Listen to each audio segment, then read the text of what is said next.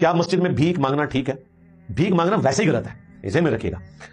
مسجد والا معاملہ تو ہم بعد میں ڈسکس کریں گے. بخاری مسلم میں حدیث ہے، نبی علیہ السلام نے فرمایا کہ جو شخص لوگوں سے سوال کرتا ہے، بھیک مانگتا ہے، تو قیامت والے دن اس حال میں پیش ہوگا کہ اس کے چہرے پر گوشت نہیں ہوگا. کتنی خطرناک وعید ہے اس معاملے میں. اسی طریقے سے مسلم شریف میں حدیث ہے، نبی علیہ السلام نے فرمایا کہ اگر کوئی شخص مال جوڑنے کے لیے بھیک مانگ رہا ہے، کسی سے سوال کر رہا ہے، تو وہ آگ کے انگارے جمع کر رہا ہے، یعنی آخرت کی آگ کے. اب اس کی مرضی ہے، جتنی مرضی آگ جمع کر لے. یہاں پہ لوگوں نے مذاق بنایا ہوا ہے.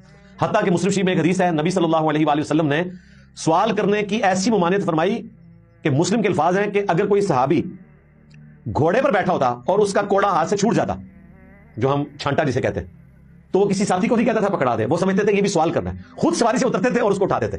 اتنے وامی ہو گئے کہ نبی صاحب نے سوال کرنے کی ممانعت فرمائی ہے. بھیک مانگنا تو بہت بڑی بات ہے، یہ سوال کرنا بھی منع ہے. البتہ اگر کوئی شخص ضرورت مند ہے، مریض ہے، کما نہیں سکتا، تو ٹھیک ہے، اس کو اجازت ہے کہ وہ سوال کر سکتا ہے. مسجد میں بھی کر لے، کوئی مسئلہ نہیں ہے. مسجد میں نبی علیہ السلام نے خود بھی جہاد اور قتال کے پوائنٹ آف ویو سے اپیل کی ہے، اور مسجد میں ہی اپیل کرتے تھے آپ صلی اللہ علیہ وآلہ وسلم، لیکن مال جوڑنے کے لیے نہیں، مسلمانوں پہ لگانے کے لیے. تو اس اعتبار سے مسجد میں بھی بھیک مانگی جا سکتی ہے، بشرطے کہ یہ میں جتنی باتیں بتا رہا ہوں اس کے ساتھ کہ کوئی واقعتاً کوئی ضرورت مند ہے. اکثر ہم نے دیکھا ہے پروفیشنل لوگ ہیں، تو ان کو آپ بے شک بھیک نہ دیں، لیکن ڈانٹے بھی. ان کا معاملہ اللہ کے سپرد کر دیں. قرآن میں ہے کہ آپ نے سائل کو ڈانٹنا نہیں ہے. ہاں، مسجد میں اناؤنسمنٹ کرنے کی ممانعت ہے. صحیح مسلم میں حدیث ہے، جس شخص کو دیکھو کہ مسجد میں کسی گمشدہ چیز کا اعلان کر رہا ہے، تو کہو کہ اللہ کرے تجھے وہ چیز نہ ملے، کہ مسجد اس کام کے لیے نہیں بنائی گئی.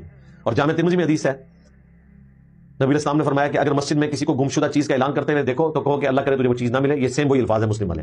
اور مسجد میں اگر کسی کو کاروبار کرتے ہوئے دیکھو تو اس کو کہو کہ اللہ کرے تجھے اس کاروبار میں نفع نہ ہو.